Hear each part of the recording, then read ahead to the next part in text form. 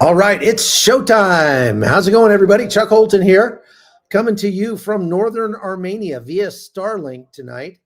And if you hear a lot of chatter in the background, I'm at my son's house, and we had our Thanksgiving dinner tonight. We had about 25 people over. Most of them are still out there playing games and carrying on. So you may hear some background. You just have to deal with that. But there is some breaking news tonight in that the Israelis have received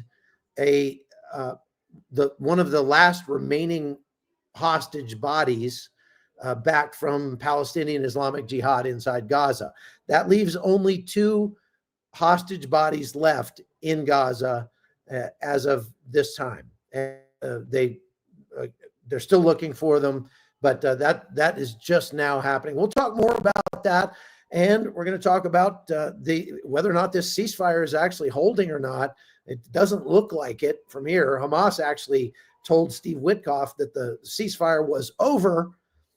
So what does that mean? We're going to get into all that and more tonight on the Hot Zone. So thank you very much for watching. Please do me a favor. Write in the chat where you're watching from.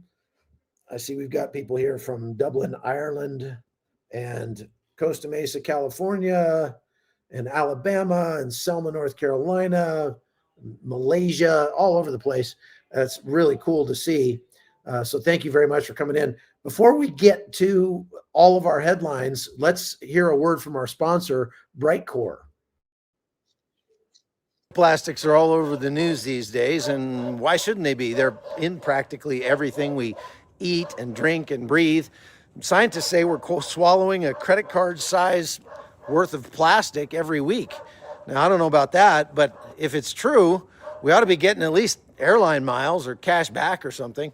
And yeah, these things are floating around in the air now too, which is perfect.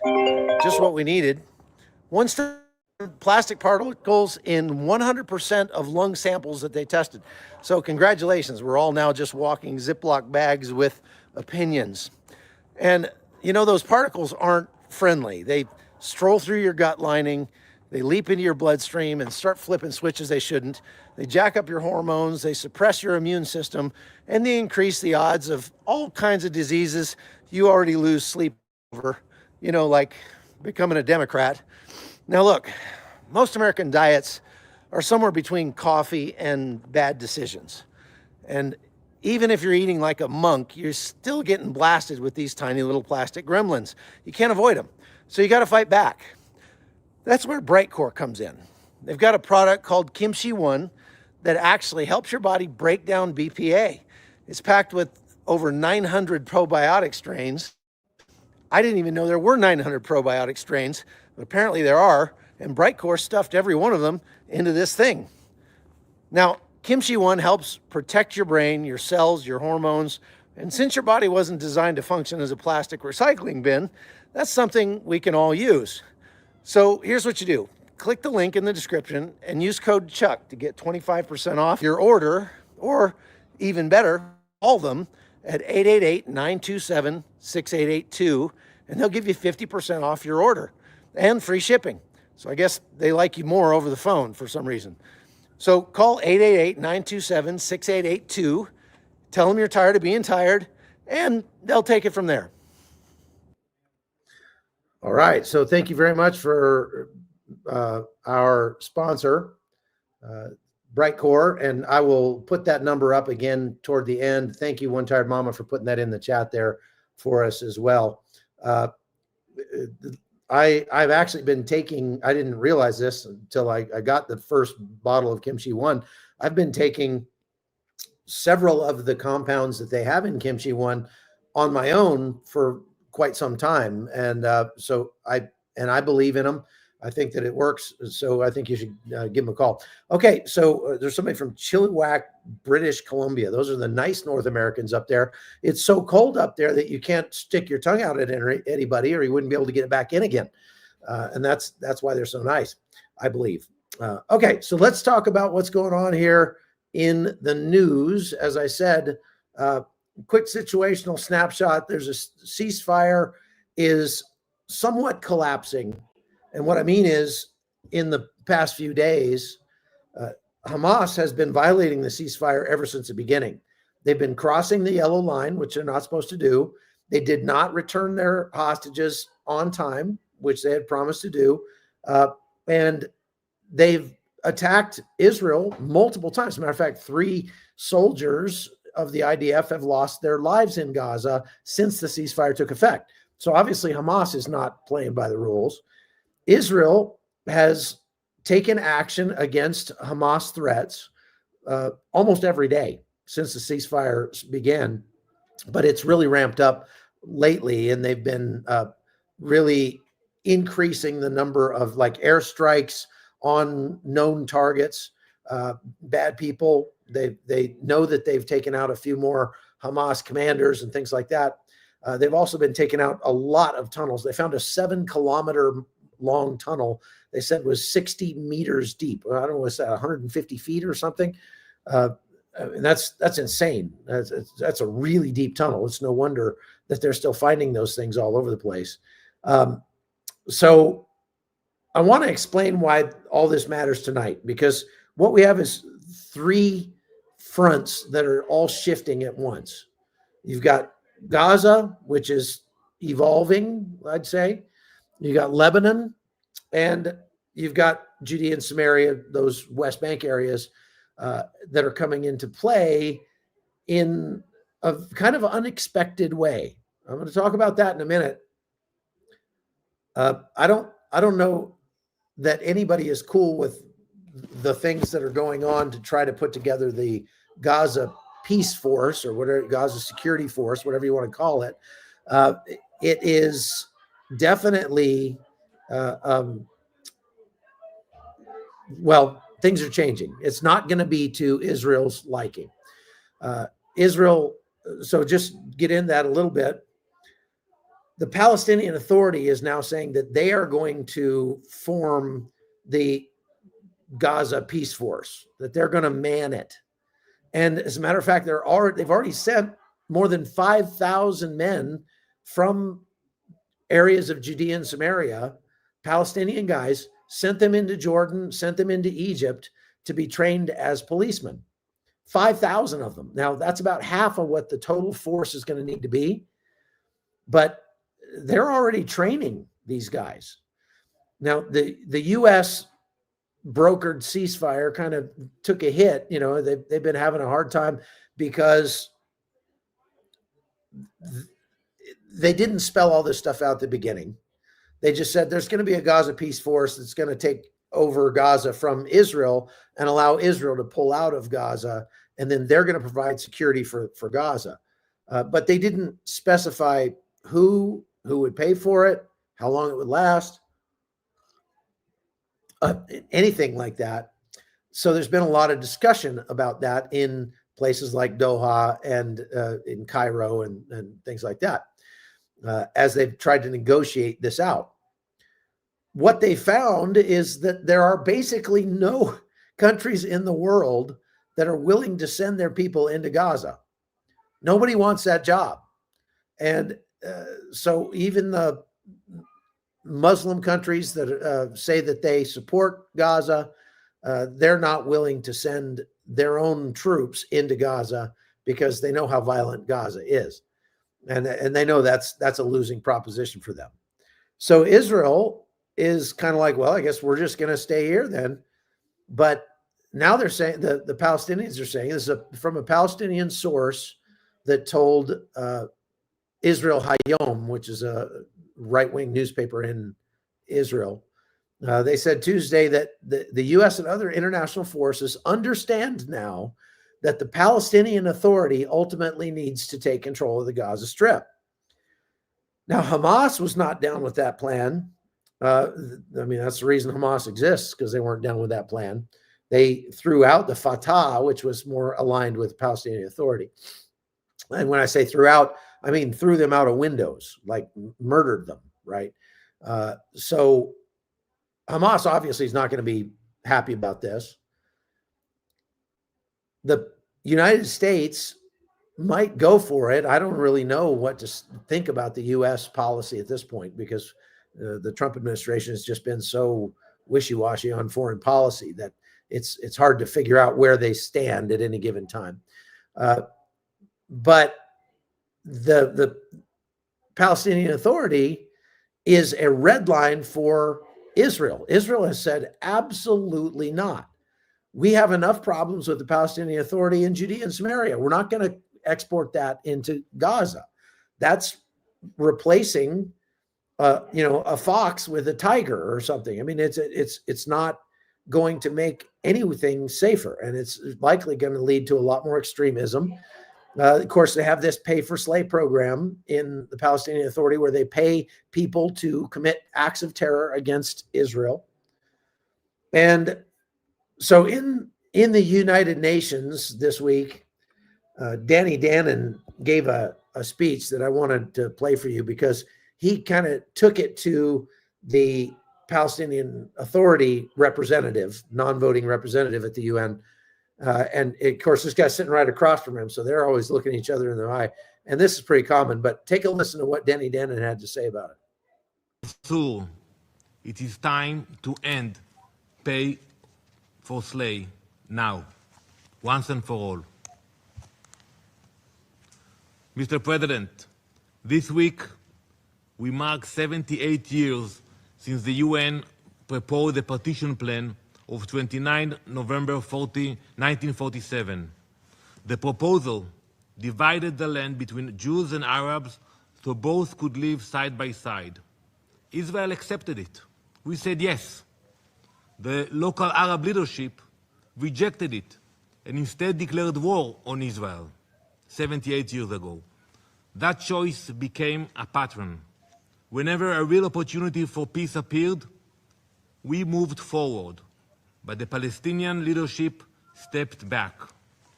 In the Oslo years, Israel recognized the Palestinian leadership and negotiated directly with them. At Camp David and Taba, Israel entered serious talks. In 2008, Israel tabled a detailed plan on all issues. Each was an opportunity for peace, and each was missed. Mr. President, a leadership that refuses to disarm terrorists and continues to reward them is not building peace. Today, almost 78 years after the General Assembly's vote of 29 November 1947, Hamas and other terrorist groups are trying to set the tone and dominate the region. Israel will not let that happen. We will safeguard our security and move forward with reliable and moderate partners. Okay, so that's Danon basically just saying the Palestinian Authority is still funding terrorism. They're still paying people who commit acts of terror against Israel. They're still recruiting people to commit more acts of terror against Israel. And they have not moderated their position at all. So why would we put the Palestinian Authority in charge of Gaza? It doesn't make any sense. Now, for his part, the Palestinian representative, Mansour, is just blasting Israel and saying, this is all Israel's fault. Israel is breaking the ceasefire. I mean, just think about what happened on October 7th, 2023, as you listen to him talk, and just the nuclear level hypocrisy should jump out at you. Every juncture, the U.S. administration has to intervene, often at the highest level, to prevent the ceasefire agreement from collapsing altogether. Israel seeks the collapse of the ceasefire as it continues to pursue the three things that President Trump's plan denied it: forced displacement, occupation, annexation.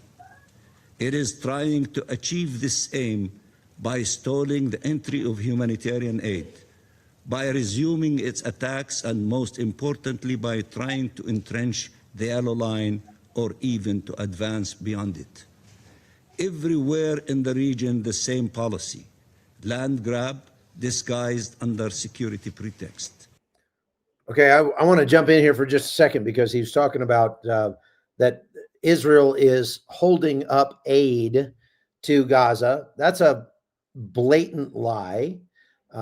Is the Gazans need about 300 trucks a day to feed them and keep them in supplies. And on average, they were getting about 500 a day, so they had plenty. Nobody's hungry in Gaza right now. More than 800 trucks a day are going into Gaza. So how is Israel holding up aid?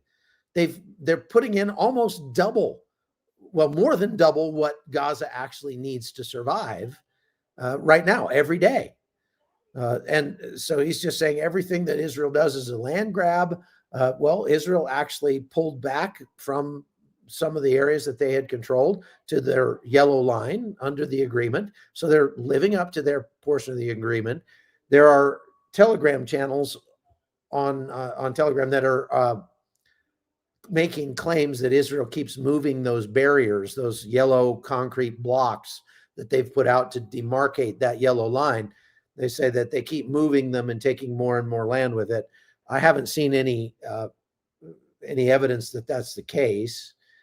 But even if they are moving some of those blocks, they're not meaningfully moving that line. They might say, hey, we need to move this block to the other side of that street because we've got guys that are coming up to the blocks in the street and threatening us. And for their safety, so we don't end up shooting some of these guys, let's move the yellow line over there. So there's a building on the other side of the yellow line where they can't, come up close to the line or something like that. Okay. I mean, I don't know, but it's possible, at least, that what this guy is saying is patently untrue. We know it is about the aid. Let's listen to what else he has to say. In Palestine, in Lebanon, in Syria, Israel knows security would be best achieved by just and lasting peace, but continues to fuel perpetual war.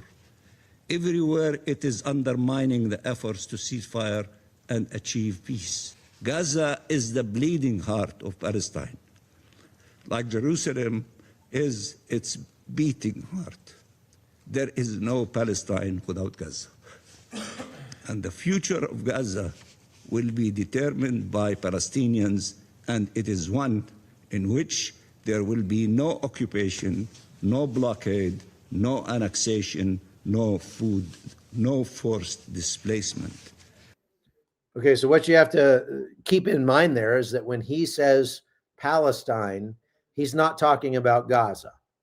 He's talking about Israel. And they still have not given up this mantra that the state of Israel is an illegitimate state living on Palestinian land. The entirety of what is today Israel is Palestine, according to them, and we will not stop until we get it all. And that would mean genociding the Jews or driving them all out, forced displacement, something like that. So it's pretty rich when you hear guys like that whining about what Israel is doing in Gaza, which has actually been extremely humane as wars go. And I mean, in what name for me another war where the winner, the one that was winning the war, was at the same time that they were fighting the enemy, supporting the enemy with aid and food and medical supplies and shelters and even vaccinations, everything. Israel, throughout this war, has worked hard to take care of the people in Gaza. Now, they know that the Gazans are going to be miserable because they have to destroy anything that is a threat to Israel. And Hamas made almost every building in Gaza a threat to Israel by putting a fighting position or a tunnel or an arms cache or something in, or booby traps in most of them, in almost every building in Gaza. So the policy was, we're not going to try to send somebody in there to defuse that bomb. We're just going to drop a bomb on the building and flatten it, and problem solved. As I was saying to somebody else tonight, now you've heard me say this a lot. If your entire worldview is motivated by who you hate, Palestinians, you don't get to have nice things. That's just the way the world works. You're not going to get to have nice things. So Israel has continued to, do what it has to do to keep itself safe. And as I said, now the talk is in Egypt and in Qatar that the Gaza Peace Force will be made up of Palestinians from Judea and Samaria, those West Bank areas. Israel says, we're not going to do that. That's not going to happen. There is one other country that has offered to send its troops into Gaza, and that's Turkey. But that also is a non-starter for Israel. So Israel won't go for that one either. All right, so let's talk about, let's shift gears for a second and talk about something that happened pre-October 7th that is coming to light now and is actually pretty shocking. It's an espionage operation that was pulled off by Hamas over the course of about 2 years. It wasn't a spontaneous attack on October 7th. It was something Hamas had been preparing for years. Hamas established an intelligence unit, we're finding out now, of about 2,500 operatives who were monitoring the IDF soldiers online, looking through their Facebook, looking through their Instagram, looking through their TikToks, whatever, and just gathering open source intelligence. That's what it's called. If it's out there in the internet, it's open source. And they were looking at about 100,000 Israeli soldiers' social media accounts and monitoring them. And everything that those soldiers put up, if there was a selfie, they would look at what's in the background of that selfie, and they would geolocate the photo and then map out the inside of the military bases where the soldiers were. Just offhand comments. It's amazing how much information can be gleaned by your social media accounts. So they were monitoring, as I said, like 100,000 IDF soldiers. They created a bunch of fake profiles to follow troops and extract base photos, patrol routines, vehicle specifications, Iron Dome positions, all that sort of thing. They infiltrated WhatsApp groups that the soldiers in the IDF had for their units to put out the word, hey, we're going to all have a formation on Saturday at this military base or whatever, get your stuff and get over here. So they were monitoring these WhatsApp groups, and that is a lesson that, the U.S. military needs to learn as well, because we've had similar problems with like signal groups and stuff like that. But that gave them a tremendous window into the daily lives of these soldiers and to the tactics, techniques, and procedures, standard operating procedures that they operated by, all of that. And they took all of that stuff and put it together and made a detailed multi-year intelligence picture that shaped what happened on October 7th. They discovered in Gaza recently a very large tunnel system that the IDF dubbed the Pentagon. And inside that tunnel system, they found maps of military bases in Israel. They found mock-ups of IDF bases, so where they make like a terrain model and they build like a model of the base so that they can, train on it. They found VR simulators that they were using. Apparently they had programmed with the layout of the base into this VR goggles. So you put the goggles on and you can walk through the base and you can get to know where everything is. That would obviously be tremendously helpful for any military. They also found in these tunnels instructions on how to disable Merkava tanks. Apparently, these guys had managed to extract enough information from some IDF tankers about those tanks that they put together a picture and figured out what they called a kill switch. If you hit the tank in just the right place, you'll disable it. And so they were able to disable some Merkava tanks using those methods on October 7th and afterwards. So, I mean, that's extremely concerning. And it just shows the level of planning and sophistication that went into this attack on October 7th. And we know for a fact it's very likely that this was part of this was planned, or at least they got assistance planning it from Iran. We've got copies of the operations orders that these guys were carrying with them when they came into Israel. They're in Arabic, and the Arabic is written in such a way that it's like, oh, that's the way that an Iranian would write Arabic, or whatever. That even though I know they speak Farsi, but that there are some tells in that thing that say this was not homegrown. All right, now let's talk about these ceasefire violations. Documented violations we have so far in Gaza are Hamas has launched rockets against Israel during the pause. They've attempted to reposition their fighters from south to north and so on. They've started trying to rebuild tunnel networks.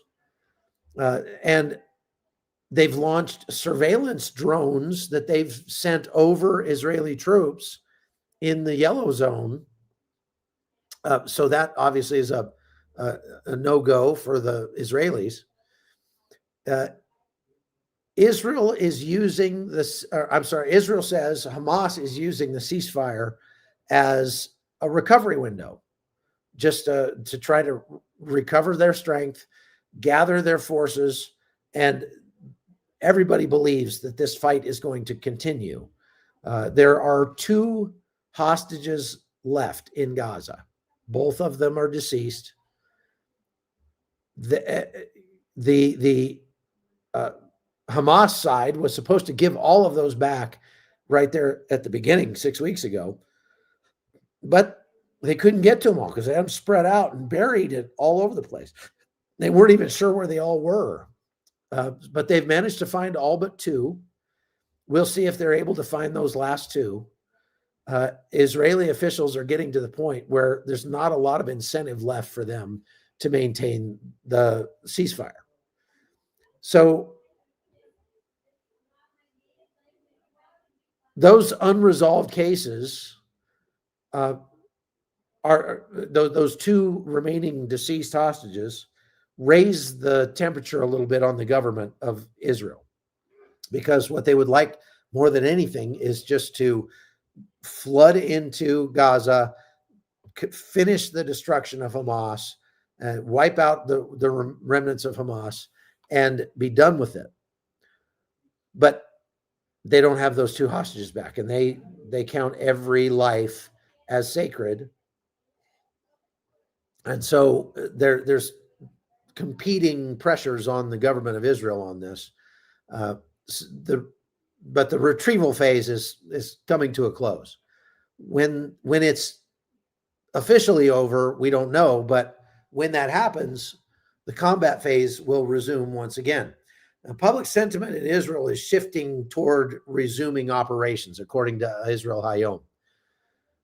So we may see more fighting going on in Gaza. One interesting thing is that the Houthis have been strangely quiet, even though Israel has continued to strike targets in Gaza. The Houthis have not fired any missiles or drones in some time. There was some news out of Iran yesterday that said that Iran is losing control of the Houthis, and the Houthis are going rogue, and they're starting to get arms and training and stuff from elsewhere, and they're not following the orders that the Iranians are giving them because Iran has basically stopped sending them money. So they may yet become a bigger problem, more for shipping and stuff in the Gulf than they would be for Israel proper, because they've never been a real serious problem for Israel, even when they were firing all the missiles and drones. they can hardly ever make it into Israel, much less hit anything. Up in the north, let's talk about that for a minute. But before we do, folks, let me just ask you to go make sure that you're subscribed to the channel here on YouTube. I know I always forget when I'm watching a video that I should like the video. It really helps the algorithm if you hit that like button and subscribe. If you like this kind of news and you want to hear more of it, you can subscribe to this channel. I do these every day, 6 days a week. And so if you have a question, put it in all caps. I see a couple questions going by here, and I'll get to your questions at the end because I want to get through the rest of what we have to talk about. There's some very important developments out of Lebanon as well. One more thing, don't forget to go to chuckholton.com where you can get a lot of extra content. You can support our work. We just did a live call yesterday, like a Zoom call with our supporters over there, where you can talk to me face to face and we can chat about whatever you like. That was great. We had a bunch of people on the call. And so, I highly recommend you go to chuckholton.com and become a supporter over there. That's the best way to support me. People were asking yesterday, how can we support you, Chuck? Go to locals, go to chuckholton.com and support me over there. That is the best way to do it. So we're going to be coming out with a lot of extra stuff coming up in the new year as well. We're planning some really cool things. I have a new book coming out. We got more documentaries in the works, et cetera, et cetera. So now let's talk about what's happening in Lebanon. The Israelis, as you know, have been continuing to strike Lebanon, Hezbollah targets up there ever since the ceasefire took effect, which was more than a year ago now. They have not been striking like, all across the front line or anything like that. They've not been pushing troops into into Lebanon all that much.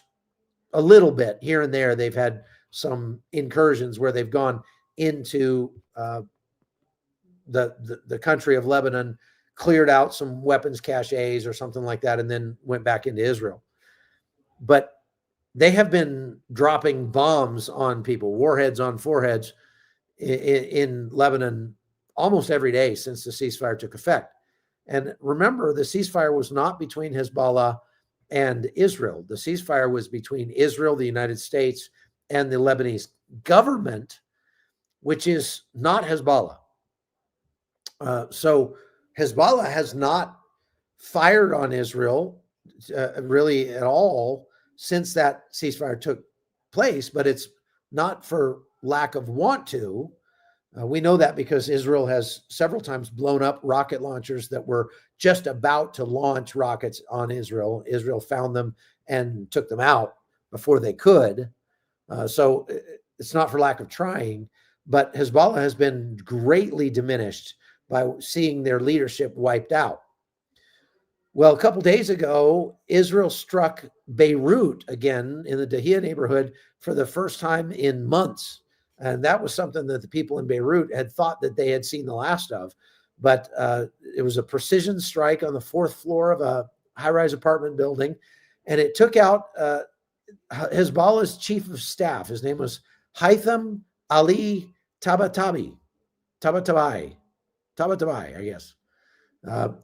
And Tabatabai oversaw southern Lebanon operations, coordinating with the Iranian Quds Force, rocket and drone command structure. Taking him off the table takes away one of the most experienced people that Hezbollah has left to try to help them reconstitute their force. So the steps that Israel is taking are not escalatory. What they're doing is they're ensuring that Hezbollah has a really hard time rebuilding and becoming a threat to Israel once again. Now, if you go over to this understandingwar.org,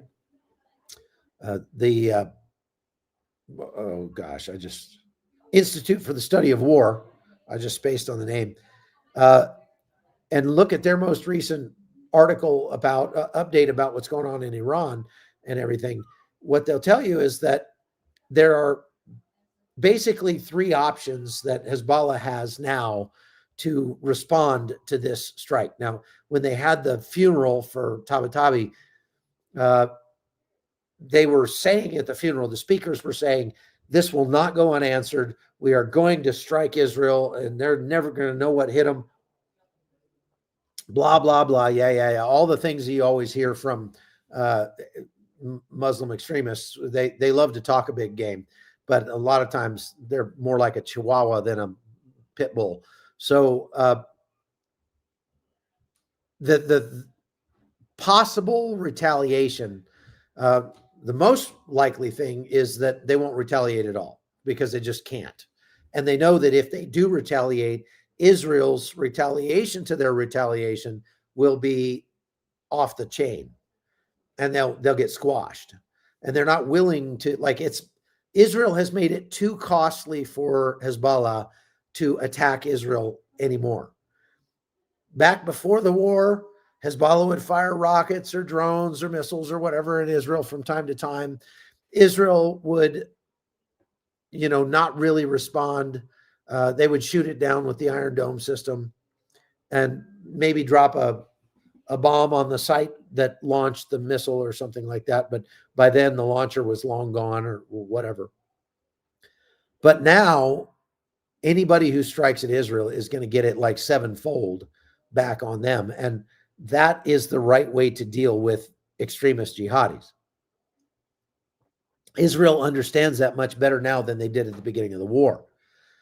They have much more of a stomach for it now than they did at the beginning of the war, for putting out the effort to really make Hezbollah pay. And without a doubt, Hezbollah has been trying to rebuild their forces. They have been trying to move forces back south. They still have a lot of support among the civilian population in that area. As a matter of fact, they still win elections and things like that. Hezbollah does.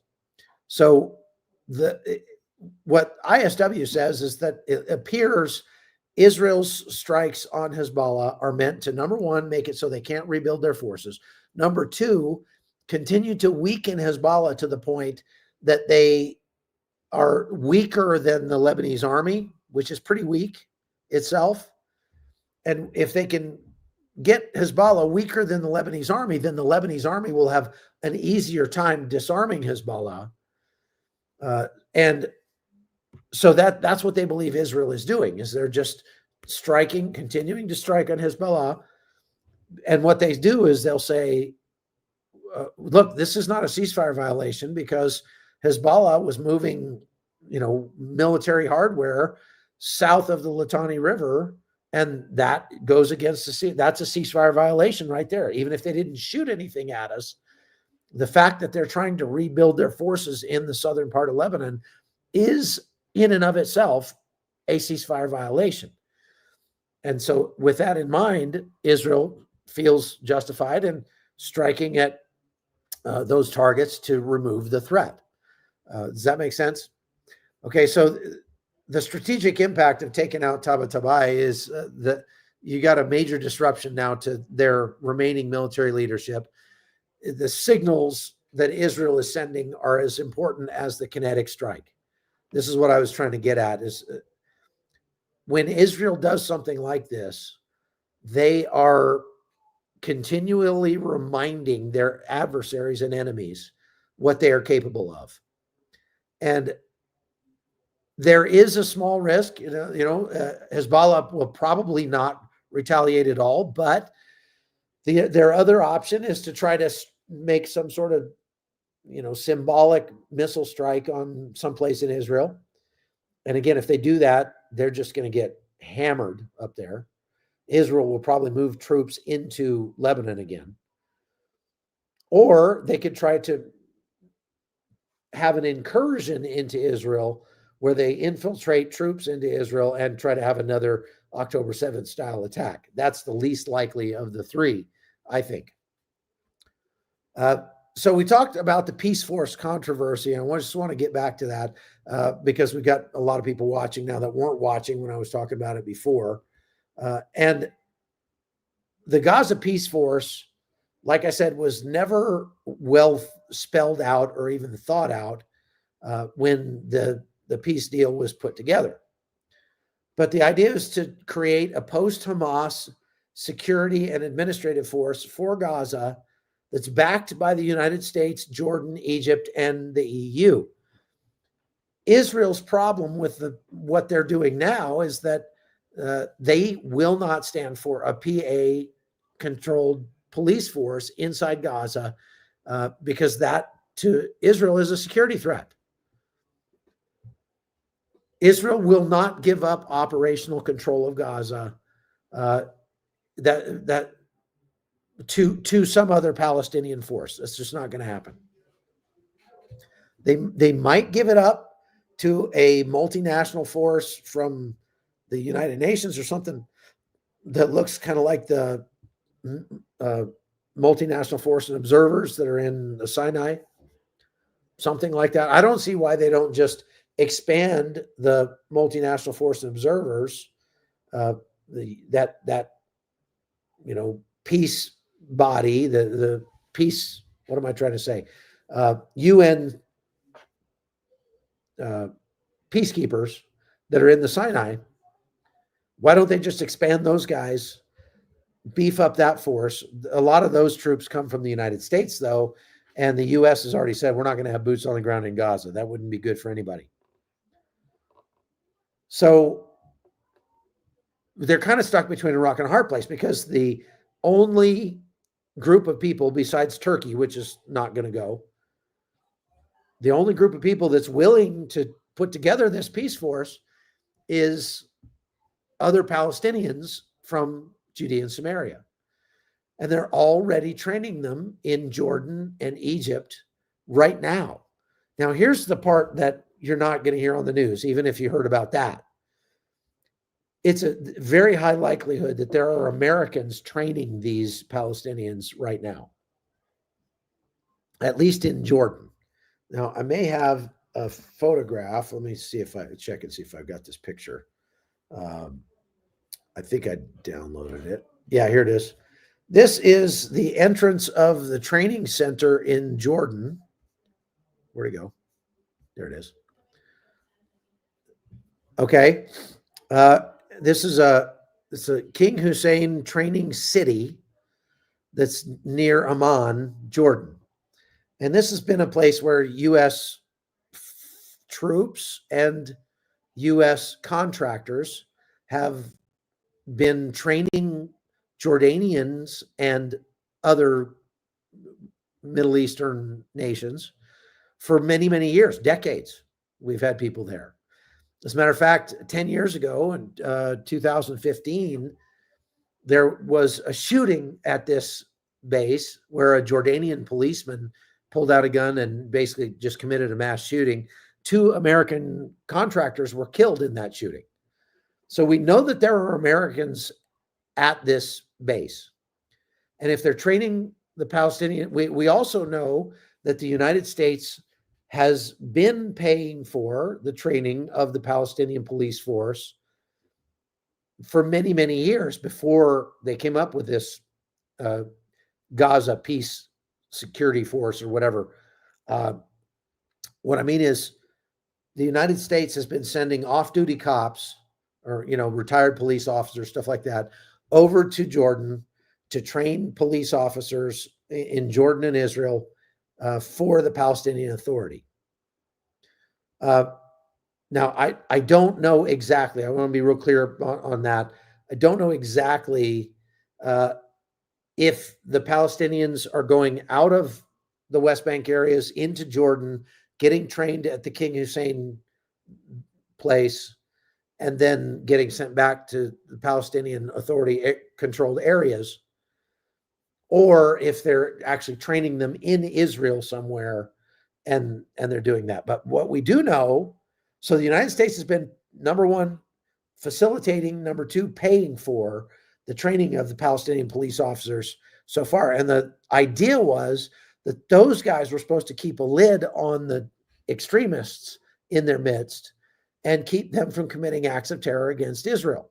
Well, that hasn't worked out. As a matter of fact, there have been at least 2 cases that I know of in the course of the war in Israel where U.S. trained Palestinian policemen took out their U.S. supplied firearms and unleashed them on Israeli soldiers in terror attacks in different places in Israel.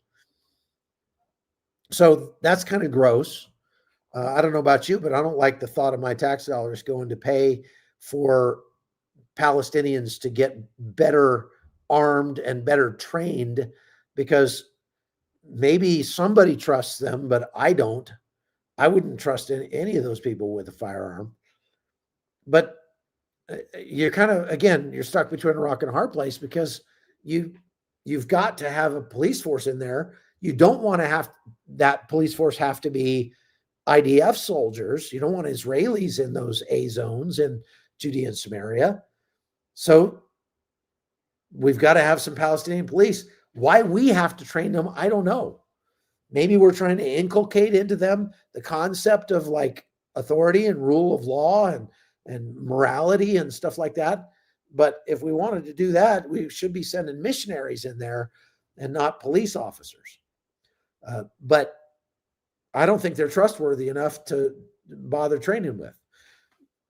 So if we know that the United States has been training Palestinian policemen for a long time, many, many years, decades, and we know where this Gaza Peace Security Force is training, and we know that that place has U.S. contractors that do training for people there, then you could be forgiven for extrapolating all of that out and saying it sounds like Americans, even if they're not U.S. troops, they're just contractors.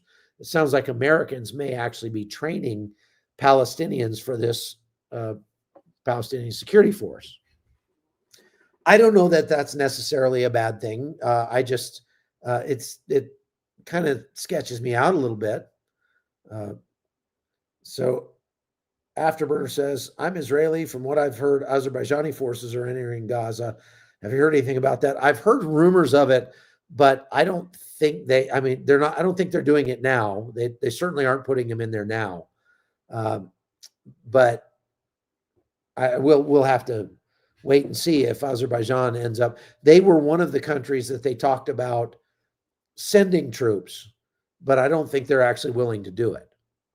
So it's a good question. Now, speaking of questions, let's go over to the rest of our questions before we get too late here.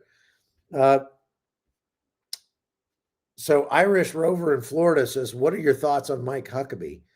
I know Mike Huckabee. I would consider him a friend. I've spoken to him many times. And look, Mike Huckabee is one of the finest human beings I've ever met in my entire life. I don't say that lightly, because I've met a lot of people. But Mike Huckabee is one of the most faithful, loyal, hardworking, moral, sane, sober people that I have ever met.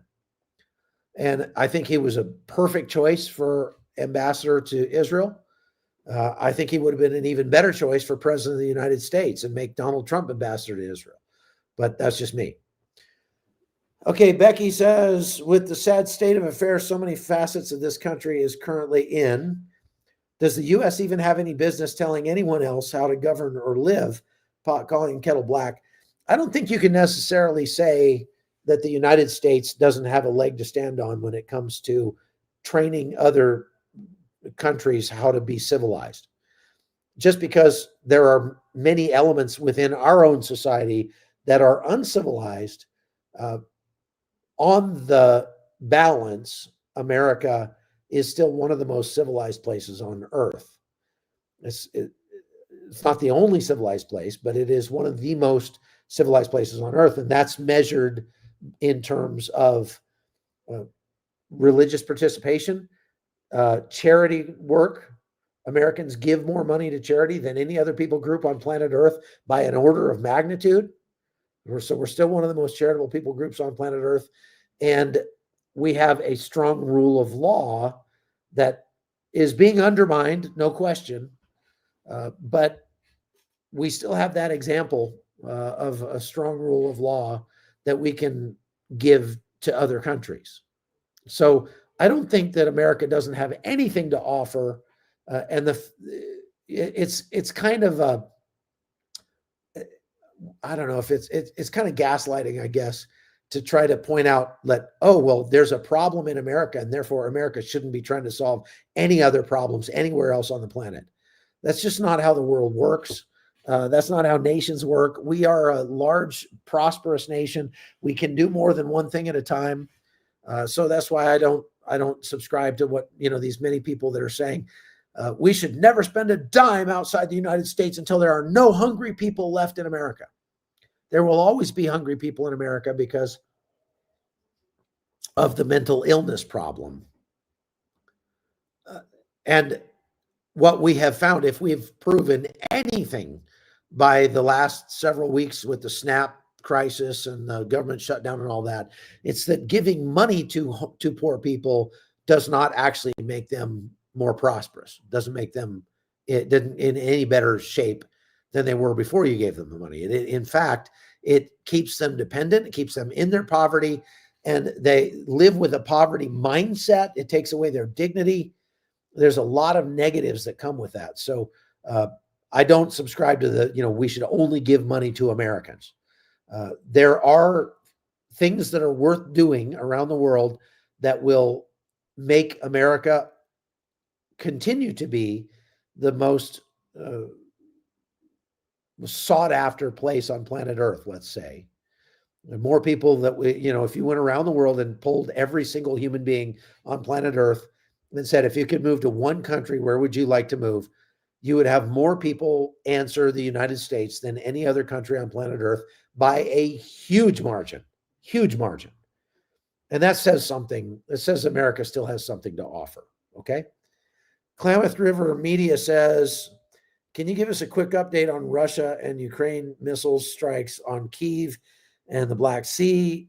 They're both striking each other. Yes, they are. As you know, we just came back from Ukraine a couple days ago. And the strikes are continuing. Russia continues to bomb civilian areas. They hit another apartment building in Kyiv and killed 6 people last night. If you watched my lives while we were in Ukraine, you heard my thoughts on that. Russia's strikes on Ukraine, their missile and drone strikes, will do exactly nothing to move the ball forward for Russia in terms of winning the war. The only thing that those strikes are doing, other than causing some economic damage, which is minor in the greater scheme of things, but is they are solidifying the resolve of the Ukrainian people to never stop fighting. They're making sure that Ukraine is not going to give up to Russia because they don't want to live under Russian rule. That's all there is to it. Okay. So next, is it not true that President Trump halted Israel's Gaza advance too soon? That should have solved the problem of Hamas disarming. Well, there were 2 objectives here, right? There was the objective of getting the hostages out and the objective of disarming Hamas. I think the calculation that was made here is that if we have an opportunity to get the hostages out, we need to take it. Because once the hostages are out, we can always go back to fighting Hamas and finish the job there. So I think they got it in the right order. And I would agree with you that this war is not done yet. Israel is still going to have to go further into Gaza and disarm Hamas. That's a foredrawn conclusion. We know that's going to happen. And it may not be with like sudden invasion of 10 brigades of IDF troops or something like that. So we have a breaking news: Israel is striking at Gaza with 100,000 men. No, it's probably not going to look like that. It'll probably look like what we're seeing right now, which is just a gradual escalation, a few more drone strikes, a few more airstrikes. They've been using artillery on Hamas positions in the last week. So just, steadily ramping it up and kind of creeping back into war with Hamas rather than blasting in full force. I think that's what it'll look like to me. Okay, next question. What do you think of the Army Ranger telling people to refuse illegal orders from the president? First of all, let me point out, in my understanding, this guy was a graduate of the Ranger School. He was not a part of the Ranger Regiment. I was a part of the Ranger Regiment. The Ranger Regiment is a special operations unit within the Joint Special Operations Command. The Ranger School is a leadership course.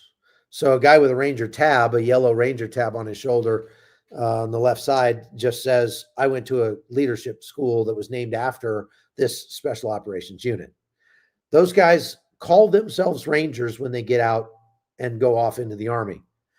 We always took issue with that because we're like, no, they went through a leadership course. They did not become a Ranger. It's a different thing to actually be a Ranger. Okay.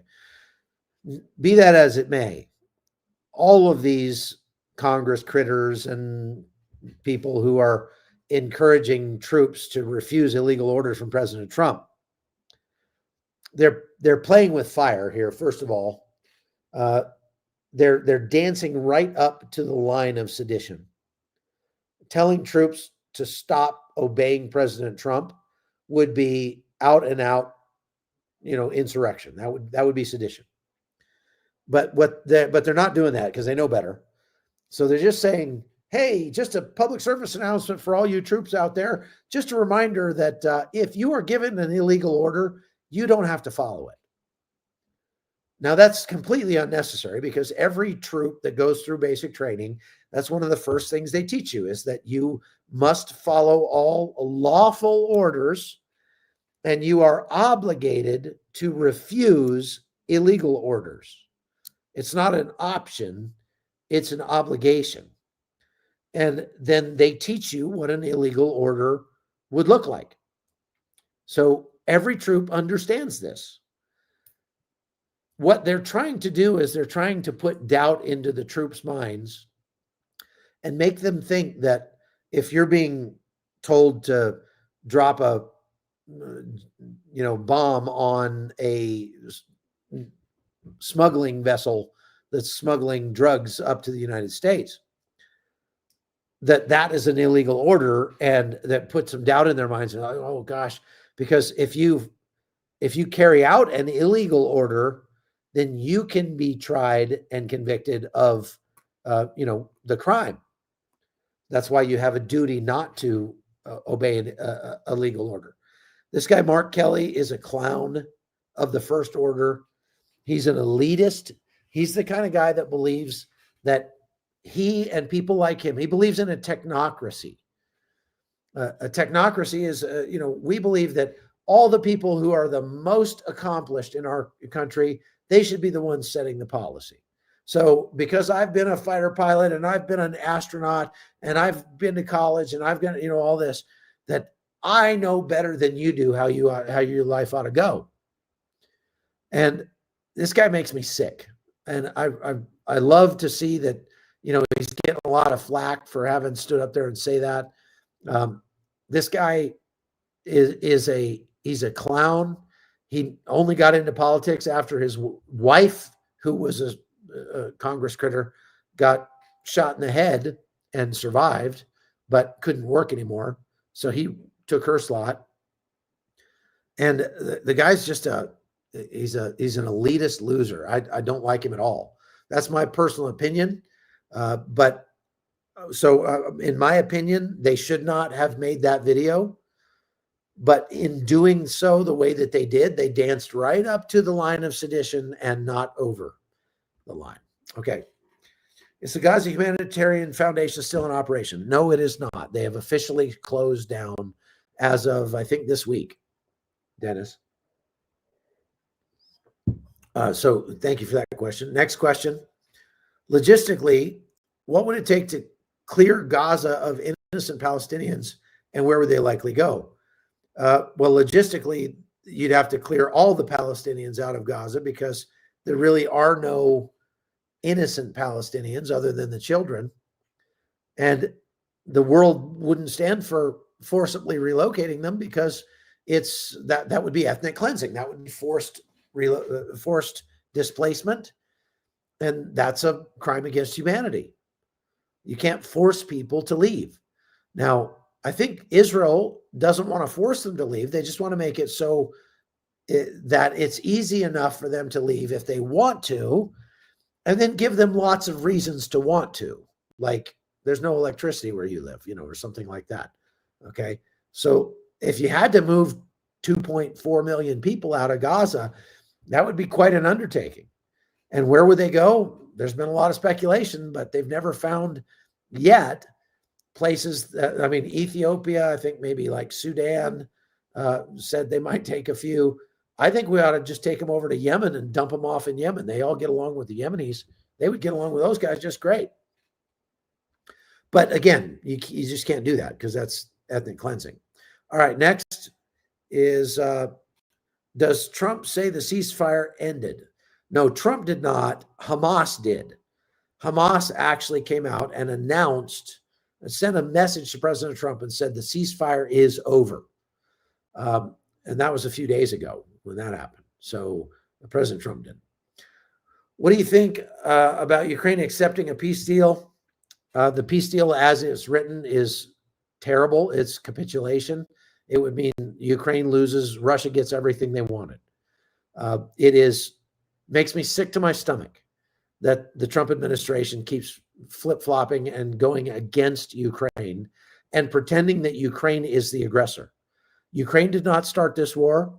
I was there when the war started, and I can tell you from my own eyes, Ukraine did not start this war. Russia started the war. They've been aggressing against Ukraine. The war has taken place almost exclusively in Ukraine. This is aggression against the Ukrainian people with the attempt to wipe out their country and their culture. So they're fighting for their very survival. And President Trump keeps coming out and saying, President Zelensky has never said thank you even once. Dude, I can go back and find 100 videos of Zelensky saying thank you to President Trump. I've heard Zelensky personally, in person, thanking Americans for the assistance that we've provided. Okay? Been in the room with him when he was thanking Americans. Okay? So President Trump that's just a lie. And I don't know why he feels like he needs to lie, but he is lying.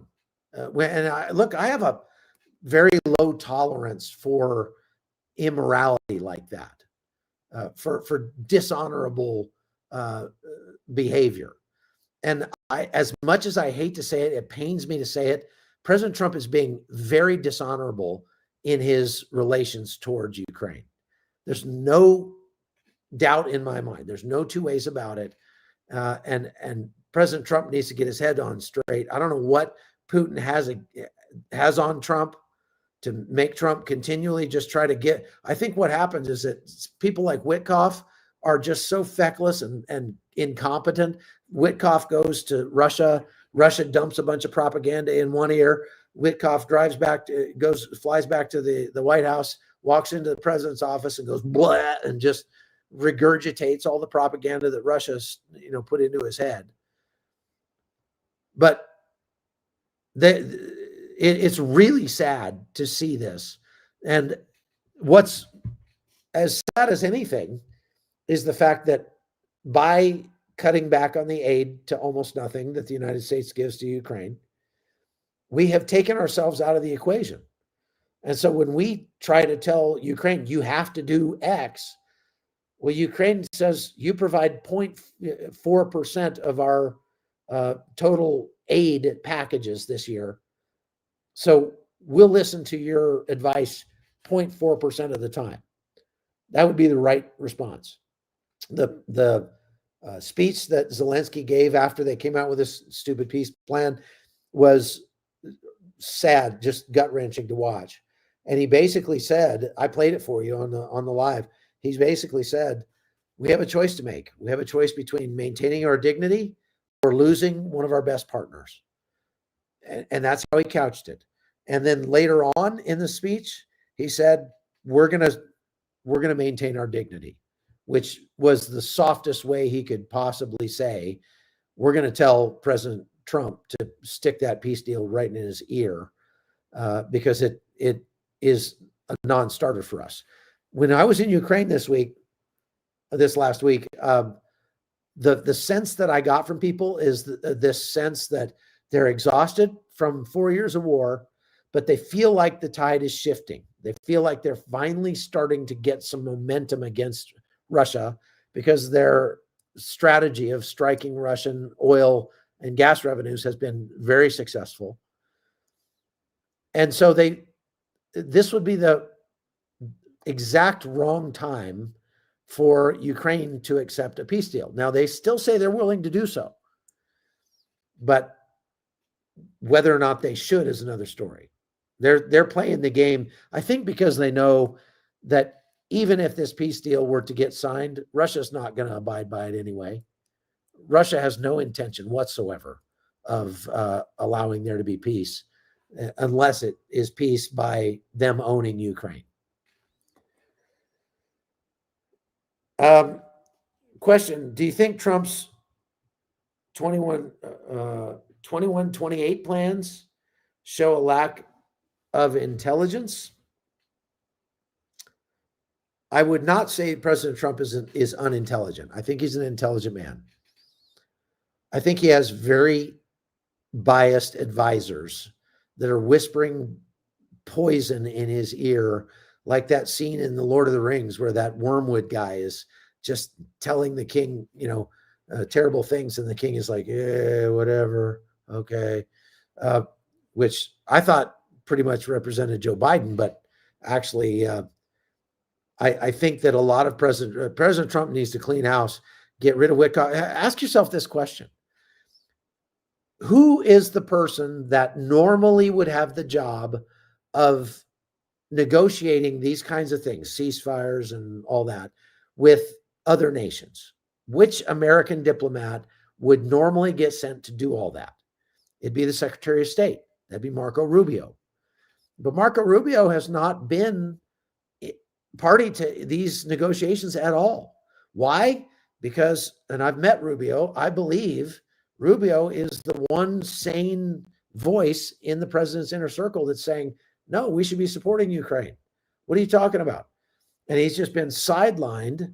President Trump has allowed these, that Wickoff is a real estate developer. He's not a diplomat. He doesn't know what he's doing. And he's the one that's leading the charge on every single negotiation that Trump has got. One person should be handling each of those negotiations. Okay, what I mean is, you should have a separate person for each one of those negotiations. Venezuela, Israel, Gaza, Iran, Russia, China should all be different people that are experts in that field. Instead, you get a real estate developer from New York that's doing everything. That is a really bad look. It makes America look like a clown show to most of the world. I hate to say that. Pamela asks, why isn't Trump making Islamic Brotherhood terrorist organization now? Why wait? I don't know. Should have happened a long time ago. I think that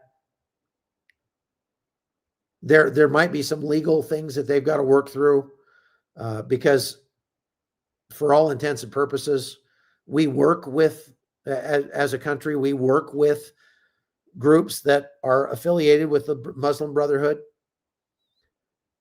in Syria and places like that.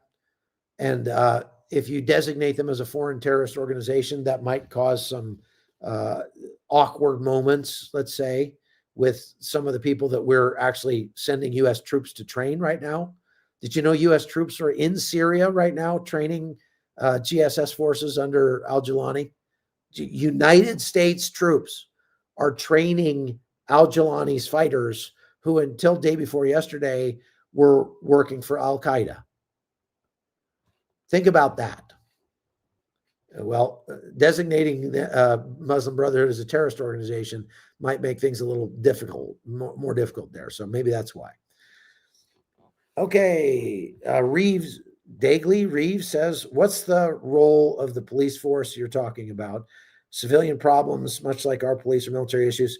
No, civilian problems. They would not be, Gaza's not going to be allowed to have a military force to fight outside of Gaza. They're talking about a police force to keep the peace in Gaza, to enforce the law in Gaza, and to administratively govern Gaza. And they're saying that this is going to be a technocratic government. So it's going to be run by lawyers and engineers and, people that are credentialed, that sort of thing. People who know better than you do how to run your life, that kind of thing. So that's what it is. All right. Lyle says, any thoughts on Dr. Albert Mohler's comments on YouTube channel, the briefing on Monday? I used to listen to Mohler every day. I haven't in a year or two, so I'm not sure what he's talking about. I'll have to go look at it. I'll try to remember that comment and go look at if you gave me which episode it is, right? I'll have to go check that out. Folks, I wanted to point out that we do have some slots left for our upcoming tour to Panama in April. If you'd like to have a very relaxing, rejuvenating tour to our wonderful village up in the cloud forest, have a tropical vacation in April, get signed up for that. The link is right there in the chat under One Tired Mama Rissa. She put it up there, and you can find out more information about it by going to that link right there. Okay. What does an illegal order look like? Well, an illegal order would be, I want you to go machine gun that whole village, men, women, and children, kill everybody. That would be an illegal order. The My Lai massacre in Vietnam, that was an illegal order. Go burn that village down, that kind of thing. Okay. And they do train troops on how to spot an illegal order. Okay, Cheryl says, do you agree that they're also trying to put doubt in the minds of us civilians by insinuating that Trump is giving illegal orders, perhaps more so than the military members themselves? Very likely, Cheryl, that is the case. Obviously, everything that these people do is performative, and they're performing for the crowd, and you're the crowd. Okay, Ukraine agreed to limit military to 800. What does that say? 800K? No, I don't think 800,000. I think it would be 180,000 or something like that. But no, they didn't agree to that yet. That's part of the 28-point plan, that they would have to cut their military in half, and that's a non-starter for them. They're not going to do that. So I think it's kind of a waste of time to even talk about this plan, because it's not going to come to pass. I'm making a prediction there. I've been wrong before, but I can't see this happening. Why isn't NATO sending more for any long-range offensive weapons to Ukraine? They are sending long-range offensive weapons to Ukraine. They've got some Storm Shadow missiles. They've got some German missiles. They've actually got, I think, some from France too. So they have received some. Why they're not giving them more? They've got a budget, I guess. I don't know. It's a good question. And, Ukraine is making its own long-range missiles now, right? Okay, Arnold says, I thought we made a deal with Ukraine for precious metals. Ukraine agreed to it, but it never got put in writing. So we don't have an agreement with them on precious metals now. Apparently they weren't all that important. Okay, Brenda says, my understanding is that the Ukrainians were persecuting Russian people in Ukraine, and Putin went to rescue them. Well, your understanding is wrong, because I went to the Russian-speaking areas of Ukraine before the war. I spoke with many, many Russian-speaking people. None of them told me they were being persecuted. There were just places in Ukraine that were populated by Russia after the Holodomor in 1933, and they just kept their Russian language. The official language in Ukraine is Ukrainian. That's not persecuting people who don't speak Ukrainian. Could I go there and say, well, because you don't allow me to speak English, I can speak English, but you don't translate everything in the government paperwork and stuff into English. You're just persecuting me. No, they're not persecuting him. And so also you say Ukraine is the birthplace of Russia, like the first 13 colonies of the U.S. Well, if that's the case, then that would be a better argument for Russia to be taken over by Ukraine and not the other way around. But that it doesn't matter. Russia recognized Ukraine's independence when they split from the Soviet Union. Russia made agreements with Ukraine promising to guarantee their security and that they wouldn't invade them. And then they broke all those promises. So Russia is the aggressor. There's no two ways about it. And Ukrainians were not persecuting Russians in a coordinated, systemic way inside Ukraine. It just wasn't happening. And to this day, you cannot find anybody in those Russian-speaking areas that would say, no, I'd rather be Russian, especially now. Okay, next. Thoughts on the U.S. selling Saudi our F-35s. Also, thank you for standing with Israel or Ukraine. Thoughts on the U.S. selling Saudi F-35s? Personally, I don't think I would have done that.